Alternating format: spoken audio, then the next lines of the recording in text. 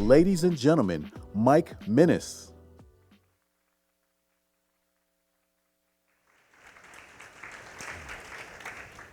Good morning. Glad to see you guys out here. And as I've listened to several of the speakers who came before me, the topics have basically been on point. To the extent that I'm discussing underserved communities, we are the community.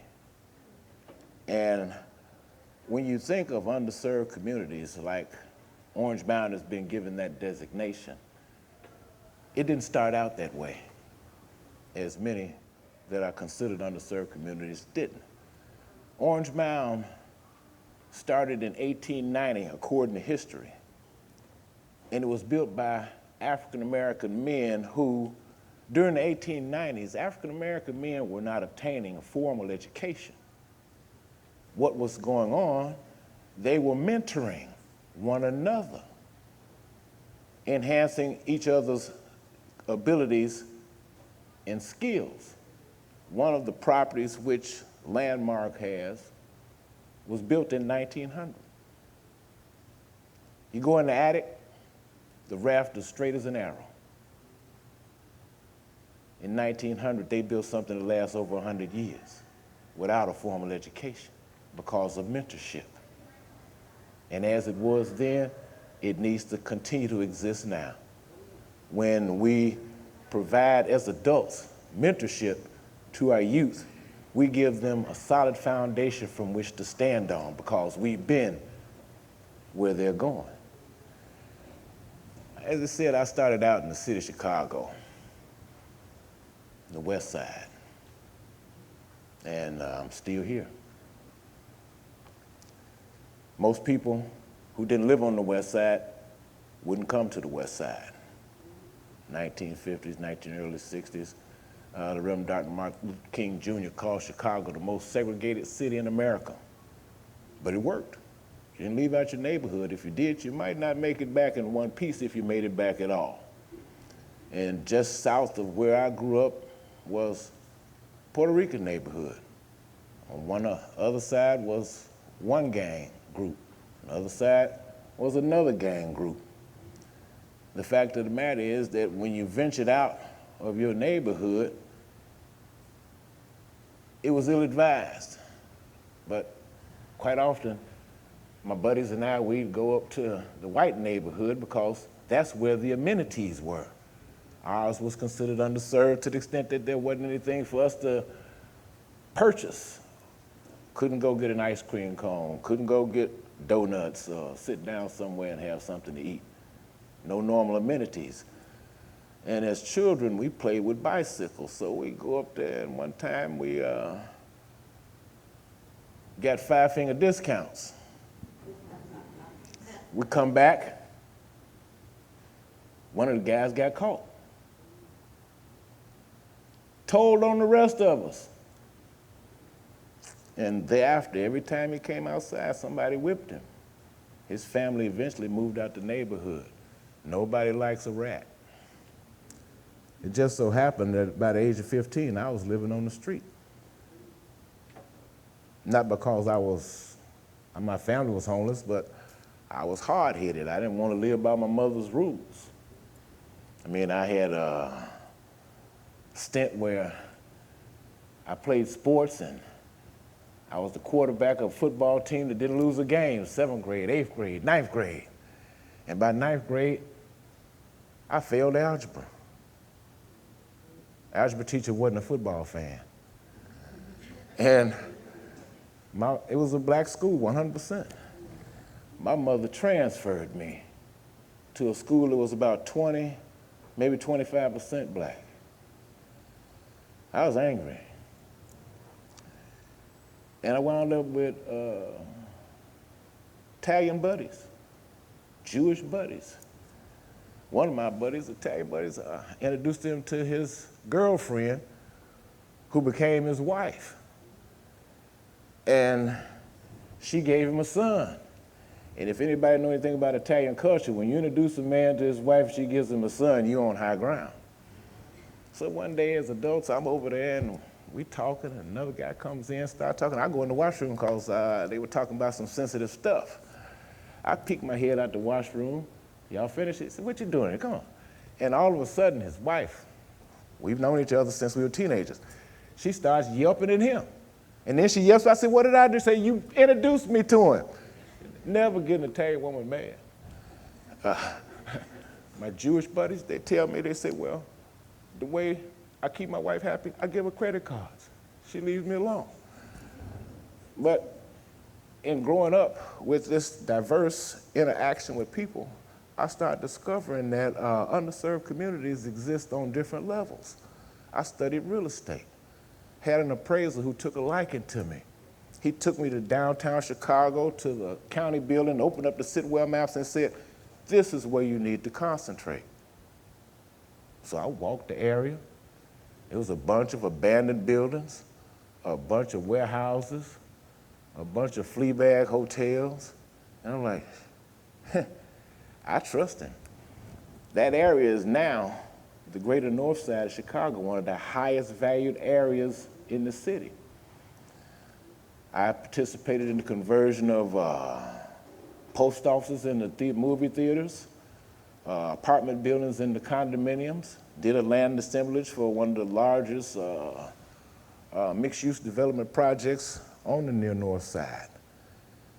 So all underserved communities are not necessarily ghettos or the hood. It's just a matter of looking at what this country represents. It's a capitalistic system. What is capitalism? It's wealth invested for profit. So when you think about the accessories that go along with capitalism, they call them agents of production: land, labor, capital. You put them together so that you can create something that will produce. And as producers, you have to look at things on an economic level. So there's a thing that the government utilizes to determine what type of economic environment we're in, and they call it the velocity of money. How quickly is money circulating on a macro level for the government to determine whether we're in a recessionary environment, an inflationary environment, and the like. They look at how much passbook savings you got, how much certificates of deposit are there, traveler's checks, money in circulation to make that determination. On a micro level, neighborhoods, communities, such as Orange Mound, bear a certain philosophy as it pertains to the circulation of money. When money is only touching hands one or two times and it's leaving the neighborhood, that neighborhood cannot be served well. When you have shops where people in the shops don't live in the neighborhood, when they close their doors, they go to another neighborhood and spend your money. Your neighborhood's not gonna do well. But if you take the bull by the horns, just like when Orange Mound was first started, it was a self-contained community. The money touched hands 3, 4, 5, 6 times if it ever left the neighborhood, and the neighborhood thrived. So what can we do to change the dynamic of our underserved communities? You have to use what you got. Orange Mound has a history like no other. So it's my contention that we celebrate that legacy. And there's so many. How many weeks are there in the year? 52. Okay, let's subtract Memorial Day. Let's subtract the 4th of July. Let's subtract Thanksgiving. Let's subtract Christmas. So we got 48 weeks left. My proposal and desire and objective at this point in life is to get the money, to have weekly celebrations of current and past legacies around Orange Mound. There's another place in the United States that does that. It's called New Orleans. They have one of the highest per capita incomes from tourism of any city in the United States. How much education do you need to sell t-shirts or memorabilia? Why do young people operate in criminal activities? Well, think about this: peer pressure. As a teenager, my family can't afford to get the nice shoes, So I might, or the nice accessories for my bicycle, so I might want to go out and try and get me a 5-finger discount. And I get caught. But I still don't solve the problem because I can't get a job. If I do get one, I got to get on the bus and it takes me 2 hours to get there and 2 hours to get back home. So what do? I start operating an underground economy. What is the underground economy?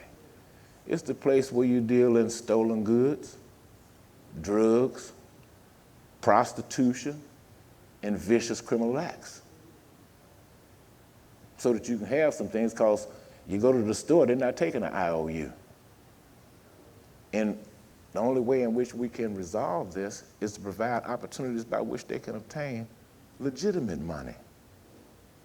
And here in the Orange Mound community, we have that opportunity by providing these festivals to generate an environment for tourist attractions so that the per capita income can increase. Because one of the things I learned in the real estate business, working for a real estate developer, before they put a dime on the table to purchase a property, they do what's called a feasibility study. You want to make a determination as to whether or not you can make money. Because again, we're dealing with a capitalistic situation here. And once you find out that it's not feasible because the per capita income's not there, I can't make no money because the folks over there don't have no money. Major corporations not gonna come to a place where ain't no money because they can't make no money. So how do you change that dynamic? Create money in the neighborhood. We already have something nobody else has. This legacy of the first community in America built by African Americans has value. It just needs to be seen. We need to shine a spotlight on it so everybody else can see it. Just think about this. Having a brochure that describes the different places where these festivals take place. And the next thing you know, people in England say, well, I'm going to the United States, I'm going to Memphis, and I want to go to Orange Mound.